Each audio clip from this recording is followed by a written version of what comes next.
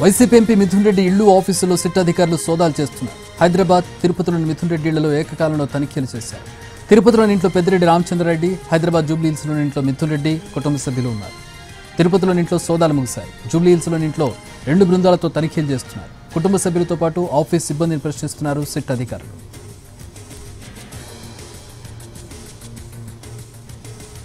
సోమాజిగూడలోని డీకాట్ courier company ద్వారా మిథున్ రెడ్డికి చెందిన PLR ప్రాజెక్టులోకి 25 కోట్ల రూపాయలు వచ్చినట్టు గుర్తించారు సిట్ అధికారులు. డీకాట్ కొరియర్ కంపెనీలోనూ సోదాలు చేస్తున్నారు. ఏపీ లిక్కర్ కేసులో A4గా ఉన్నారు ఎంపీ మిథున్ రెడ్డి. 71 రోజుల జ్యుడిషియల్ కస్టడీ తర్వాత బెయిల్పై విడుదలయ్యారు.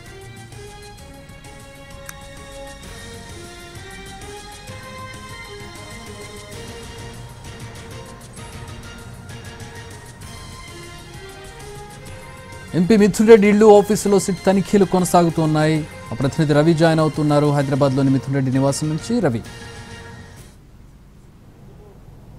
చక్రి, ఏపీ లిక్కర్ స్కామ్కు సంబంధించి సిట్ అధికారులు ఈరోజు హైదరాబాద్లో పలు చోట్ల సోదాలు నిర్వహిస్తున్నారు. ముఖ్యంగా ఎంపీ మిథున్ రెడ్డికి సంబంధించినటువంటి ఇల్లు, కార్యాలయాల్లో సోదాలు జరుగుతున్నాయి. జూబ్లీహిల్స్లో ఉన్నటువంటి ఇంటితో పాటు కొండాపూర్లో ఉన్నటువంటి తనకు సంబంధించిన PLR కన్స్ట్రక్షన్స్ కంపెనీలో కూడా సోదాలు నిర్వహిస్తున్నట్లుగా తెలుస్తుంది. 2 బృందాలు అక్కడ సోదాలు జరుపుతూ ఉన్నాయి. మరికొన్ని బృందాలు ఈ ఇళ్లలో కూడా సోదాలు జరుపుతూ ఉన్నారు. వీటితో పాటు లిక్కర్ స్కామ్కు సంబంధించినటువంటి డబ్బునంతా హైదరాబాద్లో ఉన్నటువంటి రియల్ ఎస్టేట్ కంపెనీలకు తరలించారు అని సిట్ ఆధారాలు కూడా సేకరించింది. గతంలో కూడా హైదరాబాద్ బేస్డ్గా ఉన్నటువంటి కొన్ని రియల్ ఎస్టేట్ కంపెనీల్లో కూడా సిట్ అధికారులు సోదాలు నిర్వహించారు. గత నెల నర్రెడ్డి సునీల్ రెడ్డికి సంబంధించినటువంటి కొన్ని కార్యాలయాల్లో కూడా సోదాలు నిర్వహించారు.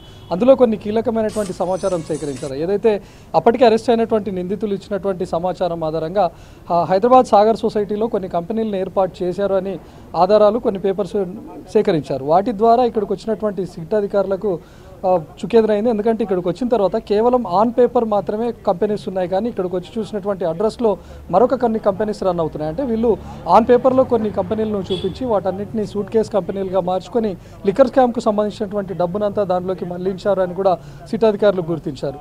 సో ఎన్ని కంపెనీస్ ఉన్నాయని చెప్పి చూసినప్పుడు మొత్తం 22 కంపెనీస్ రిజిస్టర్ అయినట్లుగా గుర్తిస్తే ఆన్ పేపర్లో ఉన్నటువంటి కంపెనీస్ అన్ని 22 అయితే ఫిజికల్గా ఉన్నటువంటి కంపెనీస్ కేవలం 2 మాత్రమే. గ్రీన్టెల్ అనే కంపెనీలో సాగర్ సొసైటీలో ఉంది. అందులో సోదాలు నిర్వహించారు సిట్ అధికారులు. దాదాపు 9 గంటల పాటు సోదాలు నిర్వహించారు.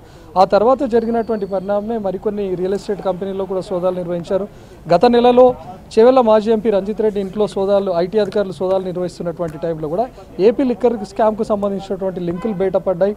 తన సన్నిహితుడిగా ఉన్నటువంటి మరొక వ్యక్తికి చెందిన జేకే కన్స్ట్రక్షన్స్ కంపెనీలో కూడా పెట్టుబడులు పెట్టారు. అది ఏపీ లిక్కర్ స్కామ్కు సంబంధించినటువంటి డబ్బులని కూడా సిట్ అధికారులు గుర్తించారు. సో ప్రతిసారి కూడా ఏపీ లిక్కర్ స్కామ్కు సంబంధించి హైదరాబాద్ రిలేటెడ్గానే పెట్టుబడులు పెట్టినట్లుగా, ఇక్కడ నుంచే డబ్బంతా మళ్లించినట్లుగా కూడా సిట్ అధికారులు ఆధారాలు సేకరించారు. కాబట్టి దాని ఆధారంగానే ఈరోజు ఎంపీ మిథున్ రెడ్డికి సంబంధించినటువంటి ఇంటితో పాటు తనకు సంబంధించినటువంటి PLR కన్స్ట్రక్షన్ కంపెనీలో కూడా సోదాలు నిర్వహిస్తున్నారు. PLR కన్స్ట్రక్షన్ కంపెనీలో ఉన్నటువంటి పార్ట్నర్స్ ఎవరెవరు, అక్కడ ఎలాంటి యాక్టివిటీస్ జరిగాయి, లిక్కర్ స్కామ్కు సంబంధించినటువంటి డబ్బు ఏమైనా అందులో పెట్టుబడులు పెట్టారనే దానిపైన ప్రశ్నిస్తూ ఉన్నారు.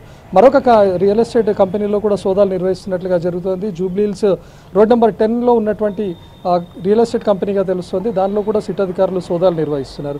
గతంలో శంషాబాద్ శివార్లో ఉన్నటువంటి ఫామ్ హౌస్లో కూడా దాదాపు 10 కోట్ల రూపాయల ఫిజికల్గా ఉన్నటువంటి క్యాష్ను కూడా స్వాధీనం చేసుకున్నారు. అదంతా ఏపీ లిక్కర్ స్కామ్కు సంబంధించినటువంటి డబ్బే అని గుర్తించారు. అంటే హైదరాబాద్ బేస్డ్గానే లిక్కర్ స్కామ్కు సంబంధించినటువంటి డబ్బులన్నింటినీ కూడా తరలించారు. ఇక్కడ కొన్ని షెల్ కంపెనీలను ఏర్పాటు చేయడమే కాకుండా రియల్ ఎస్టేట్ కంపెనీల ద్వారా ఈ డబ్బునంతా తరలించారని సిట్ అధికారులు సేకరించినటువంటి డేటా ఆధారంగానే ఈరోజు సోదాలు జరుగుతున్నాయి.